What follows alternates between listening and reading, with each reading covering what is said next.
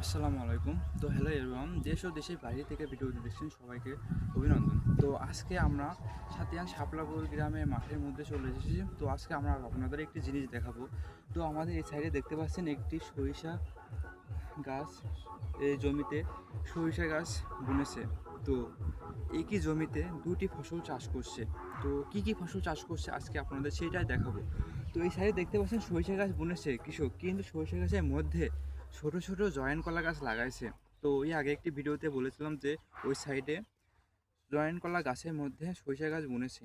তো সেটাই এই জমি। তো দেখতে পাচ্ছেন এই জয়েন্ট কলা ছোটো ছোটো লাগাইছে, বড় হতে হতে কিন্তু এই সরিষা গাছগুলো উঠে যাবে। কারণ কি, জয়েন্ট কলা অনেক ছোটো, সরিষা গাছ উঠতে কিন্তু বেশি সময় লাগে না।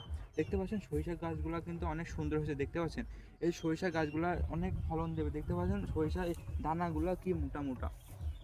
তো সরিষা গাছ ভালো হয়েছে। তো দেখতে পাচ্ছেন ওই সাইডে, সেটা হচ্ছে দেখান, দেখতে পাচ্ছেন যে ওই সাইডে কলা গাছ লাগাইছে। মানে এই পুরো ভুঁইটি কলা গাছ লাগাইছে। জয়েন্ট কলা লাগালেও কিন্তু লাভ হয়, কারণ জয়েন্ট কলা সাধারণত বড় বড় কারেন্ট হয়। তো এই কারেন্টগুলো যদি আমরা পাইকারি বিক্রি করি 300 থেকে 350 টাকা বিক্রয় করতে পারো আরামে। এবং এবং যদি হাতে কাটে নিজে গ্রামে হাটে বিক্রয় করি পাকিয়ে, তাহলে কিন্তু প্রায় 20 টাকা হালি আমরা বিক্রয় করতে পারবো।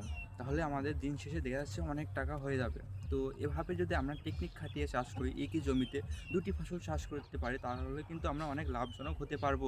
কিন্তু এই বর্তমান সোসাইটিতে আমরা এরকম টেকনিক খাটাতে পারলেই আমাদের লাভজনক হবে। তো সবাই তো এরকমভাবে চাষ করতে পারে না, তো অনেকে এরকম ক্ষতিগ্রস্ত হয়। তো সবাইকে ধন্যবাদ জানিয়ে আজকে এখানে বিদায় নিচ্ছি। খুদা হাফেজ।